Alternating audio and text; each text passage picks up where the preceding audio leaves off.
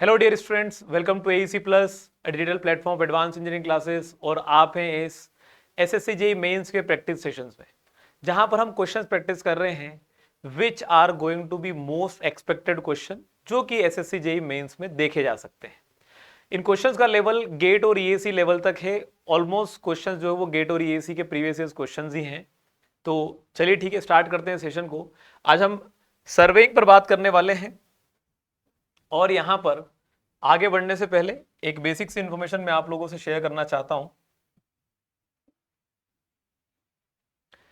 SSC JEE mains का practice batch already AEC plus app पर launch हो चुका है, जहां पर आपको हम दे रहे हैं प्री रिकॉर्डेड सेशंस हैं, जो कि क्विक रिवीजन में आपको हेल्प करेंगे। किसी भी सब्जेक्ट से आप उठाकर उन लेक्चर्स को देख सकते हैं। साथ ही साथ टेस्ट सीरीज आपको इसी बैच में प्रोवाइड की जा रही है। You are being given the practice questions के सारे मॉड्यूल्स आपको मिल रहे होंगे और साथ में डाउनलोडेबल पीडीएफ्स। तो अपनी तैयारी को आप पूरा कर सकते हैं बिना किसी डिस्ट्रैक्शन से, बिना किसी और थॉट प्रोसेस के। डायरेक्टली एनरोल करिए इस बैच में और अपने प्रिपरेशन को बेहतर बनाइए। तो चलिए स्टार्ट करते हैं सेशन को। सिविल इंजीनियरिंग में हमारा सर्वेइंग आज का जो है वो सब्जेक्ट होने वाला है, जिसमें कि हम कंपास सर्वे और थियोडोलाइट से रिलेटेड क्वेश्चंस प्रैक्टिस करने वाले हैं। तो चलिए बढ़ते हैं पहले क्वेश्चन की ओर। What is the included angle ABC if FB of line AB is 40 degree and BB of line BC is 280 degree. देखो, कुछ चीजें दिमाग में इतनी सटीक बैठी होनी चाहिए कि चीजें हमारे पास तुरंत बनना चालू करें। जब भी बात आएगी इंक्लूडेड एंगल की बात आएगी, तो यहां पर हमेशा ध्यान ये देना है कि मेजर कैसे होता है। इंक्लूडेड एंगल आपके पास मेजर होगा, ठीक है, कहां से कहां तक? प्रीवियस लाइन से नेक्स्ट लाइन पर जाना है, वो भी कैसे? क्लॉकवाइज डायरेक्शन में। इंक्लूडेड एंगल का फॉर्मूला बनेगा fore bearing of the next line minus back bearing of previous line. ठीक है। साथ ही साथ जब हम इंक्लूडेड एंगल की बात करें तो यहां पर इंक्लूडेड एंगल एबीसी है। इंक्लूडेड एंगल एबीसी है, तो ऐसे में बीसी बन जाएगी बीसी बन जाएगी नेक्स्ट लाइन और एबी बन जाएगी प्रीवियस लाइन। तो ये लिखाएगा हमारे पास fore bearing of BC minus the back bearing of AB. अगर लिखे जाएंगे तो मुझे बीसी का बैक बेरिंग पता है, फोरबेरिंग नहीं पता। एबी का फोरबेरिंग पता है, बैक बेरिंग नहीं पता। दोनों चीजें उल्टी दे रखी है, कन्वर्ट करना पड़ेगा। तो F B of BC, BC का फोरबेरिंग लाने के लिए बैक बेरिंग ऑलरेडी 180 से ज्यादा है, तो माइनस करना पड़ेगा। तो ये बनेगा हमारे पास back bearing of BC minus 180 degree minus AB का बैक बेरिंग चाहिए, दे रखा है फोरबेरिंग, तो बनेगा हमारे पास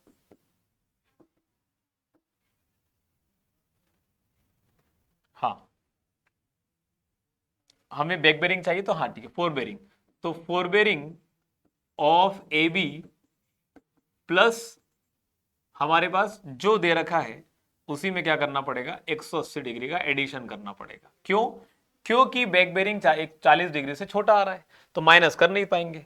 तो अब हमारे पास बीसी का बैक बेरिंग दे रखा है 280 डिग्री, माइनस 180 डिग्री करेंगे, माइनस ऑफ एबी का फोरबेरिंग दे रखा है 40 डिग्री और उसी में ऐड करेंगे 180 डिग्री। क्या बन रहा है हमारे पास सिचुएशन? 280 में से 180 जाएंगे, बचेगा 100, माइनस 180 में 40 ऐड करेंगे, बचेगा 220 डिग्री।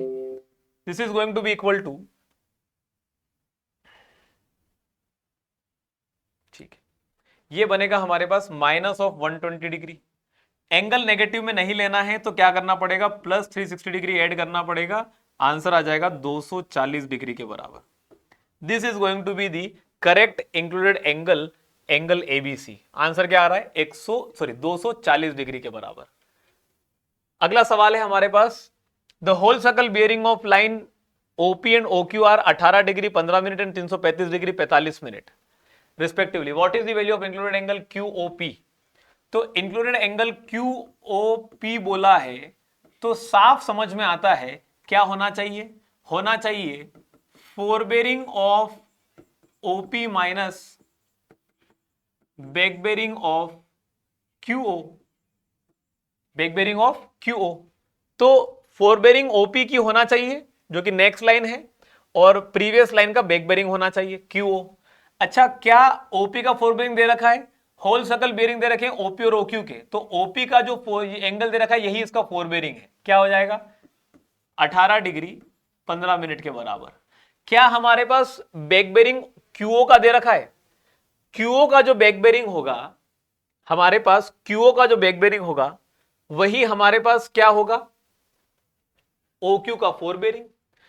क्यूओ का बैक बेरिंग हो जाएगा ओक्यू का फोर बेरिंग, तो माइनस लिख सकते हैं fore bearing of OQ. Fore bearing जो ओक्यू का होगा वही बैक बेरिंग क्यूओ का हो जाएगा, और वो हमें दे रखा है, that is equal to 18 degree 15 minute minus 335 degree 45 minute. तो अगर मैं 335 डिग्री 45 मिनट में 18 डिग्री 15 मिनट माइनस भी करता हूं तो कितने आ जाएगी value, 335 degree 45 minute minus 18 degree 15 minute, ये बनेगा 30 मिनट। और 335 में से 18 गए, 36 में से 18 जाए तो 18 बचते, 35 में से 18 जाएंगे तो 17 बचेंगे, बचेगा 317 डिग्री 30 मिनट के बराबर। चूंकि आंसर माइनस में आएगा तो माइनस 317 डिग्री 30 मिनट के बराबर आंसर आ रहा है। अब माइनस में आंसर होना नहीं चाहिए तो क्या करना पड़ेगा, प्लस 360 डिग्री करना पड़ेगा। तो अगर 360 में से 317 जाएंगे, आप 360 में से 318 माइनस कर दो, 360 में से 318 माइनस करोगे तो बचेंगे 42 डिग्री, और 318 ज्यादा माइनस करेगा 30 मिनट, तो 42 डिग्री 30 मिनट आंसर आ जाएगा। 42 डिग्री 30 मिनट हमारा सही आंसर निकल कर आ जाएगा। This is going to be the correct answer. Answer क्या हो जाएगा, B is going to be the correct answer. बहुत ज्यादा सोचने की जरूरत भी नहीं होती, आपके कॉन्सेप्ट अगर क्लियर है सवाल यूं बनते चले जाएंगे, ठीक है, चाहे वो गेट और ईएसी लेवल के क्वेश्चन ही क्यों ना हो, बनेंगे आराम से। In a close traverse ABC following readings are taken, कुछ रीडिंग्स ली गई, A B B C C A close traverse है, station A is free from local attraction. अगर station A free from local attraction है तो ए से major किए गए सारे एंगल क्या होंगे, सही होंगे, तो हमारे पास ये वाला एंगल क्या माना जाएगा, सही माना जाएगा, ठीक है। तो सीबी का करेक्ट बियरिंग पूछा है, पहले ये समझ लो कि हमारे पास अगर हमारे पास ए बी का फोर बेरिंग सही है तो इसी में 180 डिग्री ऐड कर देने पर बैक बेरिंग आ जाना चाहिए था, और बैक बेरिंग कितना आ जाना चाहिए था, 180 डिग्री और 20 डिग्री 200 डिग्री आना चाहिए था। क्या आना चाहिए था, 200 डिग्री आना चाहिए था। आया कितना है, 201 डिग्री, मतलब एरर है। तो एरर कितने का है, ये है हमारी मेजर्ड वैल्यू, ये है हमारी ट्रू वैल्यू। तो measured value minus true value क्या देता है, एरर देता है। कितने का एरर आ जाएगा, हमारे पास 1 डिग्री का एरर आ गया। तो करेक्शन कितना लग जाएगा, करेक्शन लग जाएगा -1 डिग्री का। जिस भी स्टेशन पे आपने बी से ए मेजर करने पर -1 डिग्री का करेक्शन लगाया, एग्जैक्टली वही करेक्शन बी से और भी किसी एंगल पर लगेगा। तो बी से मेजर किया जा रहा है सी, तो -1 डिग्री करूंगा तो इसका सही एंगल बन जाएगा अब कितना, 100 डिग्री। ये आ गई मेरे पास क्या, मेरी ट्रू वैल्यू। क्या आ गई मेरे पास, मेरी ये ट्रू वैल्यू आ गई। अब ये ट्रू वैल्यू तो आ चुकी है, इसी में क्या करूंगा, 180 डिग्री ऐड करेंगे। इसी में 180 डिग्री ऐड करेंगे तो बनना कितना चाहिए, it should come out to be, कितना आना चाहिए हमारे पास, 280 डिग्री आना चाहिए, आना चाहिए 280 डिग्री।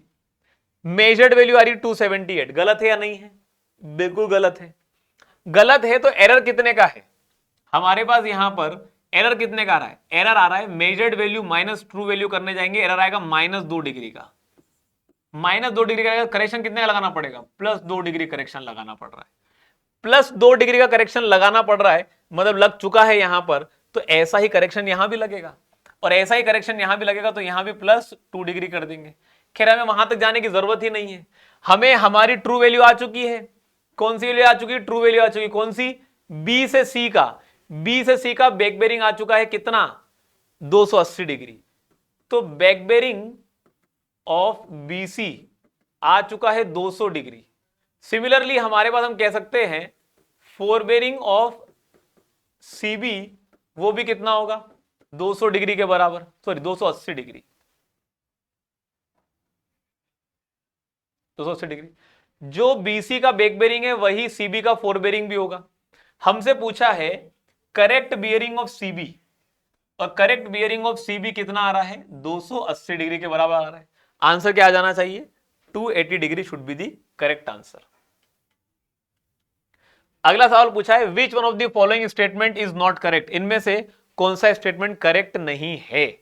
ठीक है, surveyor compass has to sight vanes, एक होता है हमारा आई वेन और एक होता है हमारे पास हमारा ऑब्जेक्ट वेन।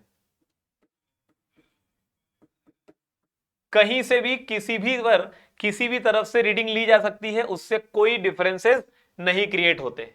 तो ऐसे में हमारे पास surveyor compass has to sight vane, ये बात सही है, करेक्ट है। A prismatic compass has an object vane and an eye vane, यहां पर स्पेसिफिकली जरूरी है ये बोलना कि यहां पर एक ऑब्जेक्ट वेन और एक आई वेन है, क्योंकि आई वेन के नीचे ही लगा होता है प्रिज्म और उसी से रीडिंग ली जा सकती है। ऑब्जेक्ट वेन की तरफ जाकर रीडिंग नहीं ले पाएंगे क्योंकि वहां प्रिज्म नहीं लगा होता। तो ये वाली बात भी बिल्कुल सही है। A trough compass is an accessory to a plane table, बिल्कुल सही बात है। ट्रफ कंपास से हम बियरिंग मेजर नहीं करते, डज नॉट मेजर या do not measure magnetic bearing, ये मेजर नहीं करता, सिर्फ डायरेक्शन सेटअप करने में मदद करता है। तो ये बात भी सही लिखी है।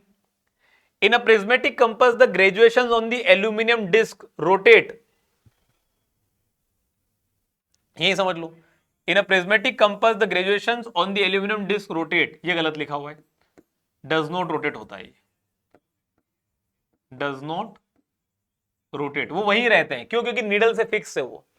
ग्रेजुएटेड रिंग नीडल से फिक्स है और नीडल कभी घूमती नहीं है, नीडल रोटेट नहीं करती, नीडल वहीं रहती है, तो ग्रेजुएटेड रिंग वहीं रहेगी, कंपास की बॉडी घूम रही है। And the index remains stationary, index मतलब जो हमारी नीडल है, तो नीडल भी स्टेशनरी है, रिंग भी स्टेशनरी है, तो ये वाला स्टेटमेंट गलत हो जाएगा। आंसर क्या हो जाएगा, D is going to be the correct answer. अगला सवाल पूछा है in the whole circle bearing, in the whole circle bearing, sorry, if the whole circle bearing is this much, quadrantal bearing क्या होगा। देखो बहुत बढ़िया सा कॉन्सेप्ट है। फर्स्ट क्वाड्रेंट की अगर बात चलती है तो WCB का एंगल क्वाड्रेंटल बियरिंग के एंगल के बराबर होता है। जब हम सेकंड क्वाड्रेंट की बात करते हैं तो सेकंड क्वाड्रेंट में आपको क्वाड्रेंटल बियरिंग निकालना होता है, तो जो भी WCB की रीडिंग दे रखी हो सेकंड क्वाड्रेंट में, आपके पास आप क्या कर दो, 180 डिग्री में से WCB की रीडिंग माइनस कर दो, अपने आप QB की रीडिंग निकल कर आ जाएगी। साथ में आप क्वाड्रेंट के हिसाब से उसको डायरेक्शन दे दो, क्वाड्रेंट के हिसाब से डायरेक्शन दे दो नॉर्थ ईस्ट, क्वाड्रेंट के हिसाब से डायरेक्शन दे दो साउथ ईस्ट। ठीक है, अगर थर्ड क्वाड्रेंट का एंगुलर मेजरमेंट हो रहा है तो क्वाड्रेंटल बियरिंग का एंगल निकालने के लिए WCB में से 180 डिग्री माइनस कर दो और अपने हिसाब से चिपका दो इसके साथ क्या, डायरेक्शन साउथ वेस्ट में हो जाएगा थर्ड क्वाड्रेंट में। और फोर्थ क्वाड्रेंट का एंगल पता करना है तो क्वाड्रेंटल बियरिंग निकालने के लिए जो भी आपके पास 360 डिग्री की रीडिंग है उसमें से WCB माइनस कर दो, अपने आप एंगल निकल कर आएगा और डायरेक्शन चिपका दो नॉर्थ वेस्ट, अपने आप आ जाएगा। अभी जो एंगल है वो हमारे पास कौन से क्वाड्रेंट में है, 270 डिग्री से ऊपर है, फोर्थ वाले क्वाड्रेंट की बात चल रही है। और फोर्थ वाले क्वाड्रेंट की बात चल रही है तो हमें हमारा क्वाड्रेंटल बियरिंग कैसे मिलेगा, तो क्वाड्रेंटल बियरिंग मिलेगा 360 degree minus 317 degree, 315 degree 20 minute. 315 degree को 315 डिग्री मत पढ़ो, इसे पढ़ो 315 डिग्री, 315 डिग्री 20 मिनट को 315 डिग्री ही पढ़ो। तो ये कितना बनेगा, 60 में से 15 जाएंगे, कितना बचे, 45 बचेगा। और 45 बचना नहीं चाहिए क्योंकि 20 मिनट ऊपर भी है, बचना चाहिए 44, और 44 डिग्री भी नहीं बचना चाहिए क्योंकि थोड़ा और ज्यादा होना चाहिए, तो कितना, 40 मिनट ज्यादा होना चाहिए। This should be equal to 44 degree 40 minutes के बराबर हमारा क्वाड्रेंटल बियरिंग एंगल आना चाहिए। ठीक है, वहीं पर हमारे पास अभी पता होना चाहिए डायरेक्शन क्या होगा, तो डायरेक्शन हो जाएगा नॉर्थ वेस्ट, क्योंकि फोर्थ क्वाड्रेंट की कहानी है। आंसर क्या हो जाएगा, B is going to be the correct answer. अगला पूछा है एक लाइन है, if the observed fore bearing of a line X Y 16 degree 26 minute, 16 degree 26 minute का हमारे पास फोरबेरिंग दे रखा है किसी एक्स वाई लाइन का। The back bearing of this line is, इसी लाइन का बैक बेरिंग पूछा है। सिंपल सी बात है, ध्यान रखिएगा इस बात को, अगर फोरबेरिंग 180 डिग्री से छोटा होता है तो बैक बेरिंग निकाला जाता है फोरबेरिंग में 180 डिग्री को ऐड करके। और अगर हमारा फोरबेरिंग 180 डिग्री से बड़ा होता है तो यहां पर बैक बेरिंग निकाला जाता है फोरबेरिंग में से 180 डिग्री घटाकर। यहां पर आपके पास एक्स वाई लाइन का फोरबेरिंग दे रखा है जो कि छोटा है 180 से, सो बैक बेरिंग कैसा आ जाएगा, बैक बेरिंग आएगा 16 डिग्री 26 मिनट प्लस 180 डिग्री के बराबर, जो कि आएगा 196 डिग्री 26 मिनट के बराबर, 196 डिग्री 26 मिनट के बराबर। आंसर क्या आ जाएगा, C is going to be the correct answer. अगला सवाल पूछा है, the needle of a magnetic compass is generally supported on, किस पर सपोर्टेड होती है, तो नीडल जो होती है हमारे पास एक पिवट के ऊपर लगी होती है। जो नीडल होती है हमारे पास वो एक पिवट के ऊपर लगी होती है, और इस नीडल के अंदर हमारे पास एक तरफ डायरेक्शन बना होता है जो कि इसका नॉर्थ बताता है, जो कि इसका नॉर्थ बताता है। यहां पर लगा होता है हमारा काउंटर वेट, क्या लगा होता है, काउंटर वेट, ये यहां पर लगा होता है हमारे पास, this is referred as a pivot. क्या कहलाता है ये, this is referred as pivot.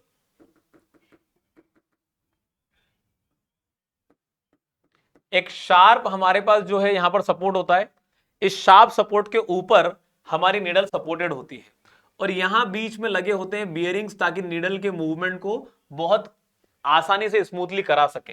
तो ये जो बियरिंग्स होते हैं यहां पर, इन्हें बेसिकली कहा जाता है क्या, ज्वेल बियरिंग्स। क्या कहते हैं इन्हें, ज्वेल बियरिंग्स। तो जनरली हमारे पास ये ज्वेल बियरिंग्स कहां पर एप्लीकेबल होंगे, इनटू दी कंपास, कहां पर, नीडल और पिवट के बीच में। तो ज्वेल बेरिंग लगे होते हैं हमारे पास, needle of a magnetic compass is generally supported on. तो पिवट के ऊपर ज्वेल बेरिंग होगी, उनके ऊपर नीडल होगी ताकि वो हमारा प्रॉपर मूवमेंट करा सके।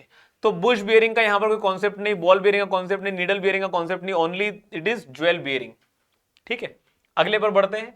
अगला सवाल पूछा है, the bearing of line AB is this much and the angle ABC is this much, bearing of line BC क्या होगा। देखो सिंपल सी बात है, अगर हमें डायरेक्शन दे दिया है A से B और B से C, ऐसा बोला नहीं गया है, हमें हमें समझ के चलना पड़ेगा, और हमें एंगल ABC दे रखा है, ABC is given to you as 124 degree.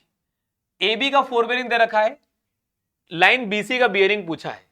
Concept use करते हैं, using angle ABC equal to fore bearing of BC minus back bearing of AB, included angle का कॉन्सेप्ट यूज करते हैं। हमें अगर AB का बियरिंग AB का पता हो, लेकिन वो फोर बेरिंग पता हो, बैक बेरिंग नहीं पता हो, एंगल ABC पता हो, तो BC का फोर बेरिंग निकाला जा सकता है। करते हैं कोशिश, ये बनेगा 124 degree equal to fore bearing of BC, इसे लिखता हूं FB of BC minus AB का बैक बेरिंग चाहिए। कैसे बनेगा ये, अगर बैक बेरिंग चाहिए तो पहले फोर बेरिंग देखो कितना है, क्या 180 डिग्री से बड़ा है, नहीं, तो ये लिखाएगा हमारे पास FB of AB plus 180 degree, तो ये बन जाएगा कितना, FB ऑफ BC, BC का फोर बेरिंग क्या बन जाएगा 124 डिग्री, और ये इधर जाएगा तो प्लस में बचेगा कितना, फोर बेरिंग ऑफ AB का फोर बेरिंग कितना है, AB का fore bearing 150 degree, 150 degree plus 180 degree, तो ये कितना बन जाएगा हमारे पास, this would come out to be as 1 2 3 1 2 3 380 और 50 430 430 और 20 450 450 और 4 454, तो ये आ रहा है 454 डिग्री। लेकिन इतना बड़ा एंगल हो नहीं सकता, तो माइनस क्या करना पड़ेगा, 360, 360 से बड़ा होता है तो माइनस करना पड़ता है। अगर 360 माइनस किया 454 डिग्री में से, 454 डिग्री में से 360 माइनस किया, तो इसे समझ लो कि 450 में से ही 360 माइनस किया है, तो बचेगा 90 डिग्री। क्या बचेगा, 90 डिग्री, और 90 डिग्री 4 डिग्री और ऊपर ले लो, क्या बचेगा आंसर, 94 डिग्री के बराबर।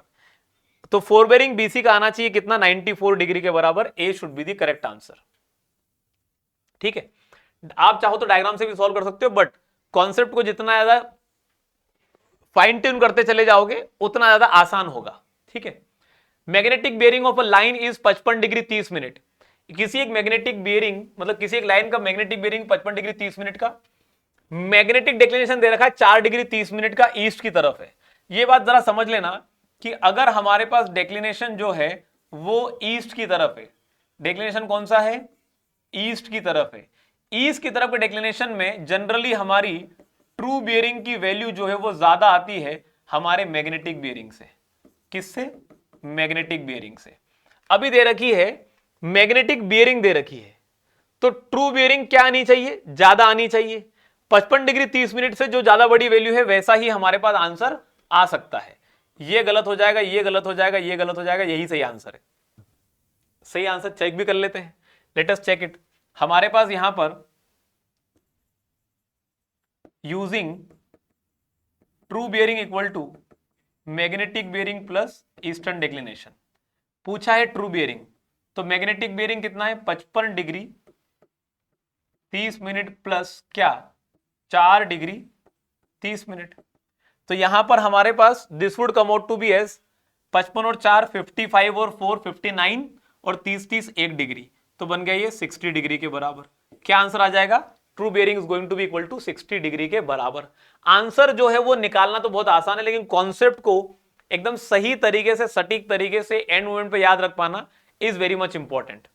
ए आंसर करेक्ट हो जाएगा।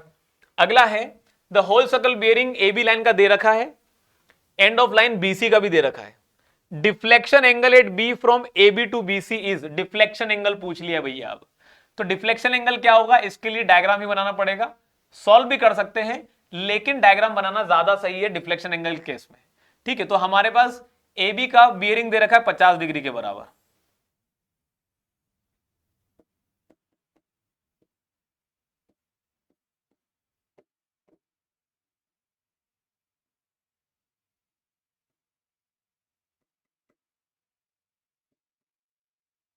तो ये है ए से बी का 50 डिग्री का fore bearing whole circle bearing दे रखा है, बीसी का 120 डिग्री दे रखा है।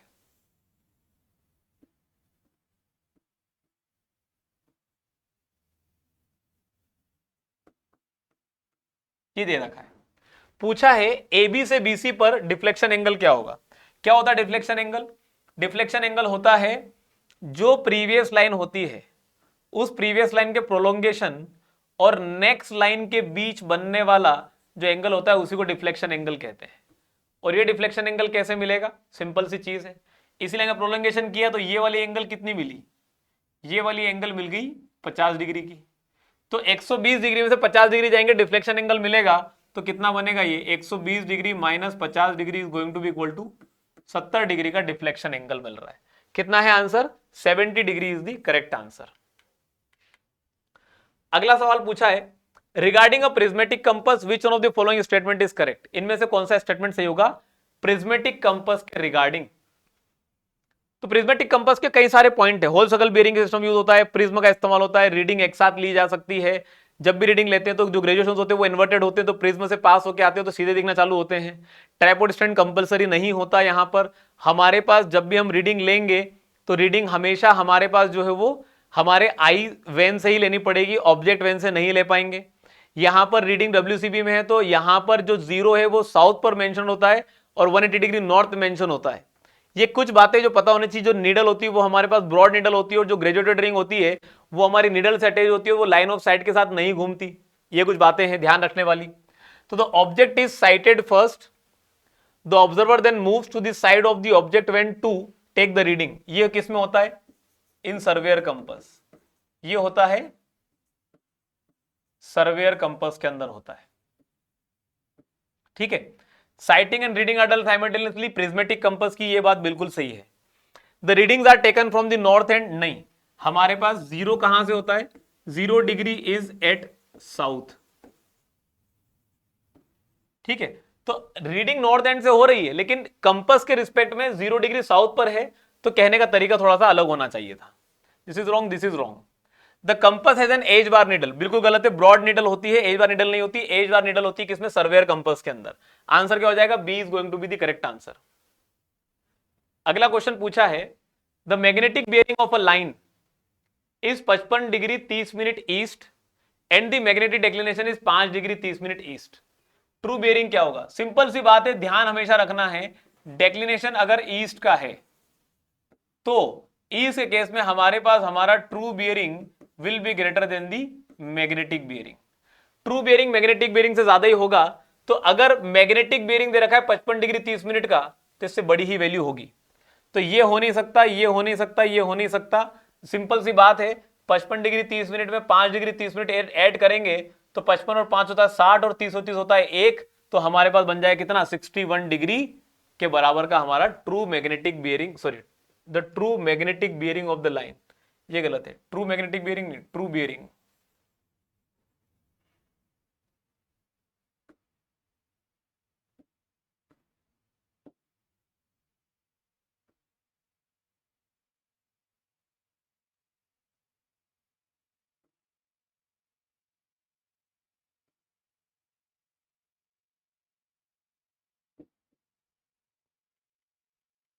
चलिए अगला क्वेश्चन है, a line PQ in an old map had magnetic bearing of north 57 degree east. ठीक है, मैग्नेटिक बियरिंग था ये। When the local magnetic declination was 2 degree east. बना लेते हैं, पुराना मैप बना लेते हैं।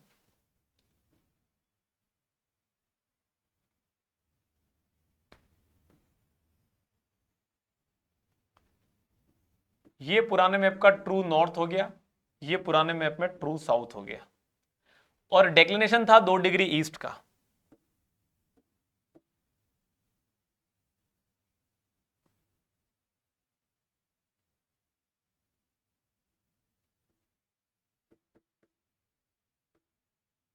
मैग्नेटिक नॉर्थ और ये मैग्नेटिक साउथ, 2 डिग्री ईस्ट का डेक्लिनेशन था कब, पुराने वाले मैप में। और मैग्नेटिक बेरिंग था नॉर्थ 57 डिग्री ईस्ट।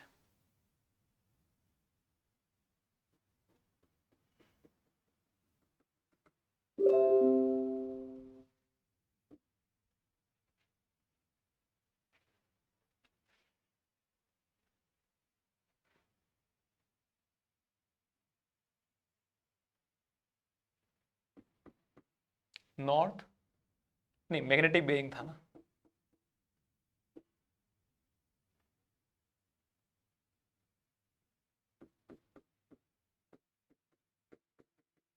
ये कंडीशन दे रखी थी।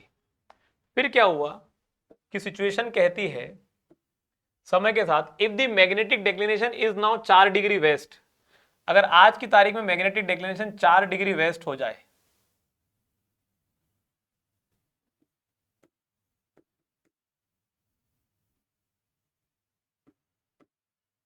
4 डिग्री वेस्ट का, what will be the magnetic bearing of the line PQ now.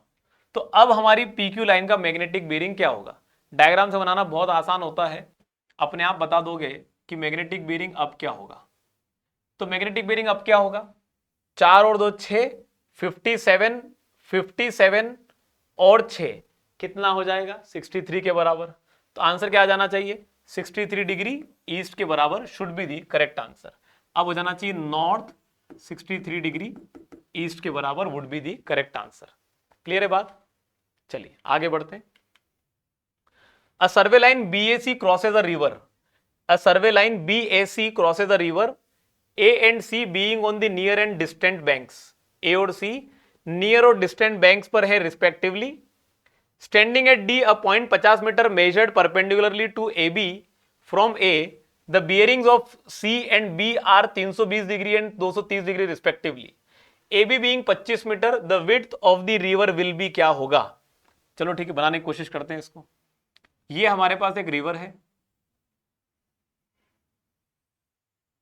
This is the river. A वाला पॉइंट कहां पर है, BAC रिवर है, सॉरी BAC लाइन है।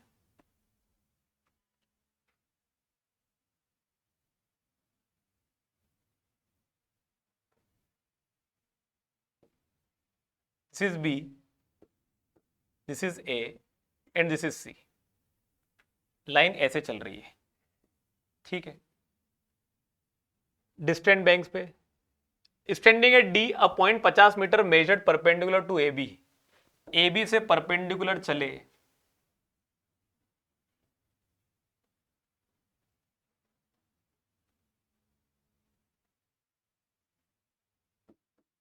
और ये पॉइंट मिला डी, ठीक है, पॉइंट मिला डी जो कि 50 मीटर की दूरी पर है, ठीक है। The bearing of C and B are, C का बियरिंग है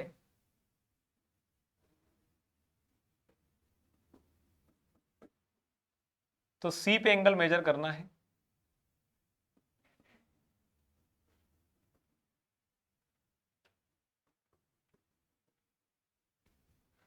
तो डी से सी का बियरिंग है 320 डिग्री का, और डी से बी का बियरिंग है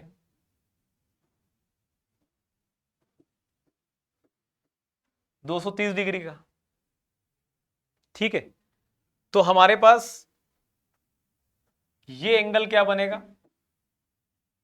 320 डिग्री और 230 degree, this would come out to be as 90 degree के बराबर। दिखाई नहीं दे रहा है लेकिन ये 90 डिग्री होगा। क्लियर है बात, ठीक है। अब बोला है ए बी की लेंथ है 25 मीटर,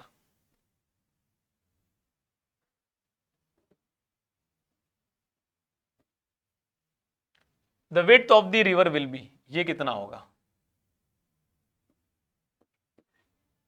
ठीक है। ये वाला एंगल दे रखा है 90 डिग्री के बराबर, ऑलरेडी दे रखा है, ठीक है। अब जरा देखते हैं सिचुएशन क्या दे रखी है हमारे पास। इस एंगल को मान लेते हैं क्या, थीटा। अगर ये थीटा है और ये 90 है तो ये क्या बनेगा, 90 माइनस थीटा। अगर ये 90 माइनस थीटा है और ये खुद 90 डिग्री है तो ये क्या बनेगा, थीटा। चलिए ठीक है, अब जरा समझो क्या करते हैं ट्रायंगल में। इन ट्रायंगल लेते हैं A B D, A B D. Tan theta क्या लिख सकते हैं, टेन थीटा क्या बन जाएगा, tan theta is equal to perpendicular upon base 25/50 1/2।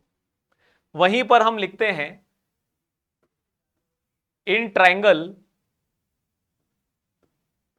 ADC, अगर मैं लिखता हूं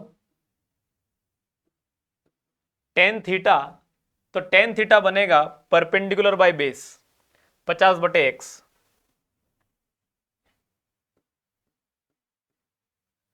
और टेन थीटा हमें पता है कि ये कितना होता है, tan theta is already given to us as 1/2 के बराबर। तो ये बनेगा 1/2 इक्वल टू 50/x, तो x आ जाए कितना, 100 मीटर के बराबर। x कितना आ जाएगा, 100 मीटर के बराबर।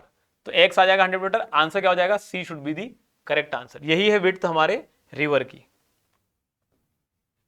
अगला सवाल पूछा है, किसी एक ओल्ड मैप में लाइन बनी है A B to a magnetic bearing of 5 degree 30 minute, ठीक है।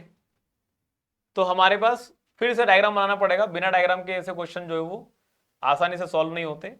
कर तो वो भी सकते हैं, उसे हम ठीक है फॉर्मूले से करके देखते हैं एक बार, बनना चाहिए हमारे पास इन ओल्ड मैप। तो ओल्ड मैप में A B line was drawn to a magnetic bearing of 5 degree 30 minute. हमारे पास मैग्नेटिक बियरिंग दे रखा है 5 डिग्री 30 मिनट का, और डेक्लिनेशन दे रखा है 1 डिग्री ईस्ट का, 1 डिग्री का। तो ट्रू बियरिंग क्या हो जाएगा, ट्रू बियरिंग हो जाएगा magnetic bearing plus eastern declination.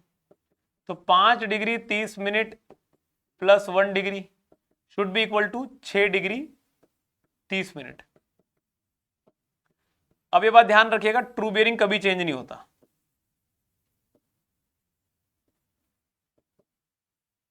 Always fix for line.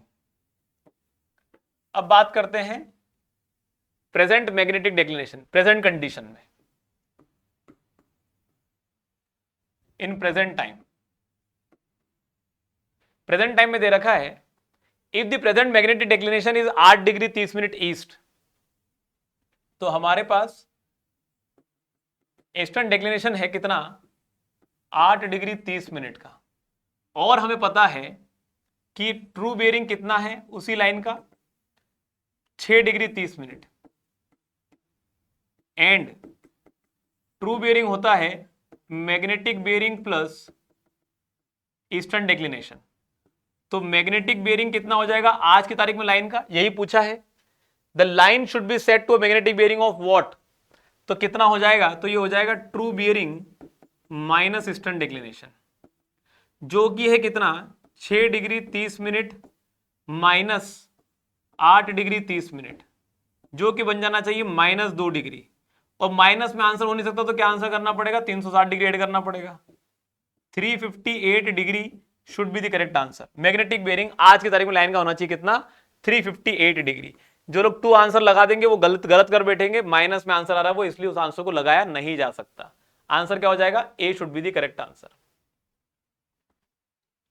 अगला सवाल पूछा है कि which of the following statement with reference to isogonic lines are correct in magnetic declination. Isogonic lines क्या होती है, ऐसी लाइनें होती है जिन लाइन पर लाई करने वाले सारे ही पॉइंट पर डिक्लिनेशन की वैल्यू क्या हो, सेम हो। तो it is drawn through the points of same declination, ये बात बिल्कुल सही है हमारे पास। It does not form complete great circle, तो जरूरी नहीं है कि कंप्लीट ग्रेट सर्कल बने। ये हमारे पास लाइन जो है वो हो सकता है एक जगह से दूसरी जगह पर जाकर खत्म हो जाए, पूरे अर्थ सरफेस पर वो पॉइंट को ज्वाइन करने वाली लाइन बन जाए। तो लाइन जरूरी नहीं वो सर्कल बने, बन भी सकती है नहीं भी बन सकती। तो हमारे पास आंसर तो ये भी सही हो जाएगा, it does not form a complete great circle, बिल्कुल सही बात है। It radiates from the north and south magnetic regions and follows irregular path. क्यों इर्रेगुलर पाथ, क्योंकि डिक्लिनेशन की वैल्यू हर जगह अलग है, तो किधर भी डायरेक्शन में किधर भी जा सकती है। अलग अलग जगहों पर डिक्लिनेशन की वैल्यू अलग अलग आएगी, तो ये लाइनें नॉर्थ और साउथ से बनना चालू हो सकती है, कहीं से भी चालू हो सकती है, लेकिन इरेगुलर पाथ फॉलो करेगी, कभी हमारे पास कंप्लीट सर्कल नहीं बनाएगी। ये वाली बात भी सही है। आंसर क्या हो जाएंगे, 1, 2 and 3 all are going to be the correct options. Which one of the following statement is correct, question है हमारे पास फ्रॉम दी थियोडोलाइट सर्वे। तो इनमें से कौन सा सही है, जरा देखो आप। Axis of plate level should be parallel to vertical axis. Theodolite की वर्टिकल एक्सिस होती है ये, और ये होती है plate, lower plate upper plate. इनका प्लेट लेवल का मतलब, एक्सिस ऑफ प्लेट लेवल का मतलब ये होता है कि हमारे पास हमारी जो प्लेट लेवल्स हैं, इन प्लेट लेवल का एक्सिस जो है, तो प्लेट का लेवल ये है और प्लेट का लेवल ये है, तो प्लेट के लेवल की जो एक्सिस है हमारे पास, वो हमारे पास हमारे बबल ट्यूब की एक्सिस बनेगी। तो क्या ये बबल ट्यूब की एक्सिस हमारे वर्टिकल एक्सिस से पैरेलल होनी चाहिए, बिल्कुल भी नहीं, तो गलत हो जाएगा ये। हमारे पास this axis should be perpendicular to the vertical axis, ये वाली कंडीशन होनी चाहिए थी, that is not mentioned here. Axis of the striding level must be parallel to the horizontal axis. हमारे पास ये होता है हमारा वर्टिकल एक्सिस, ये होता है हॉरिजॉन्टल एक्सिस, और हॉरिजॉन्टल एक्सिस के अबाउट रोटेट करता है हमारा क्या, टेलीस्कोप। अब हॉरिजॉन्टल एक्सिस हमारी वर्टिकल एक्सिस से एग्जैक्टली परपेंडिकुलर है या नहीं, इसको चेक करने के लिए यहां पर लगाया जाता है एक स्ट्राइडिंग लेवल। क्या लगाया जाता है, स्ट्राइडिंग लेवल। तो हमारे पास axis of striding level must be parallel to horizontal axis, बिल्कुल सही बात है। हॉरिजॉन्टल एक्सिस जब हमारे पास जैसी बनी हो, उसी के पैरेलल हमारा स्ट्राइडिंग लेवल बनना चाहिए, ताकि चेक कर सके horizontal axis exactly horizontal perpendicular है या नहीं वर्टिकल एक्सिस के। तो ये वाली बात बिल्कुल सही है, कोई दिक्कत नहीं है। एक्सिस ऑफ एल्टीट्यूड लेवल मतलब जो टेलीस्कोप के साथ में लगा हुआ बबल ट्यूब है, इसकी एक्सिस की बात चल रही है, must be perpendicular to line of collimation. यार ये है टेलीस्कोप, और टेलीस्कोप जब हॉरिजॉन्टल होता है तो इसकी जो लाइन ऑफ साइट होती है उसी को कहते हैं क्या, लाइन ऑफ कॉलिमेशन। अब लाइन ऑफ कॉलिमेशन अगर बबल ट्यूब के एल्टीट्यूड बबल के एक्सिस के परपेंडिकुलर हो जाएगी तो वो तो ये हो जाएगा, and this should not be the case, ये नहीं होना चाहिए, ये दोनों पैरेलल होनी चाहिए, तो ये भी गलत लिखा हुआ है। Line of collimation must be perpendicular to the plate level axis. तो प्लेट लेवल का जो एक्सिस है ये हमारे पास ये है, और लाइन ऑफ कॉलिमेशन का मतलब ये होता है कि जब टेलीस्कोप हॉरिजॉन्टल हो तो उसकी लाइन ऑफ साइट को लाइन ऑफ कॉलिमेशन बोला जाता है। तो लाइन ऑफ कॉलिमेशन और हमारे पास हमारी प्लेट लेवल की एक्सिस दोनों परपेंडिकुलर कैसे हो सकती है? They can not be perpendicular to the plate level axis, तो ये वाला स्टेटमेंट भी गलत हो जाएगा। हमारे पास पूछा है इनमें से कौन सा करेक्ट है, करेक्ट एक ही आ रहा है, कौन सा? B is going to be the correct option. अगला देखते हैं, next question is the 58th question. Errors eliminated by taking both face observation are those due to. तीन तरह के एरर रिमूव होते हैं बोथ फेज ऑब्जर्वेशन से, जब भी हमारे पास हमारी हॉरिजॉन्टल एक्सिस वर्टिकल एक्सिस से परपेंडिकुलर ना हो तब, या फिर हमारी लाइन ऑफ कॉलिमेशन हमारे जो हॉरिजॉन्टल एक्सिस है उससे परपेंडिकुलर ना हो तब, या फिर हमारे पास हमारा लाइन ऑफ कॉलिमेशन हमारे एल्टीट्यूड बबल से पैरेलल ना हो तब। इन तीनों ही केस में हमारे पास क्या हो रहा है, हमें दोनों फेज ऑब्जर्वेशन लेकर रीडिंग लेकर एरर को एलिमिनेट करना होता है। तो horizontal axis not being perpendicular to vertical axis, अगर वर्टिकल एक्सिस से हॉरिजॉन्टल एक्सिस परपेंडिकुलर नहीं हुई, ऐसी कुछ हो गई, तो ऐसी सिचुएशन में what is going to happen is, जब भी हम टेलीस्कोप को रोटेट करेंगे तो टेलीस्कोप जो रोटेट होगा वो इंक्लाइंड प्लेन में रोटेट होगा, जो कि हमारे लिए क्या कंडीशन बन जाएगी, रीडिंग को सही नहीं देगा। तो क्या करना पड़ेगा हमें, मल्टीपल मतलब एलिमिनेट करने के लिए एरर को बोथ साइड ऑब्जर्वेशन लेना पड़ेगा। तो ये वाली बात सही है।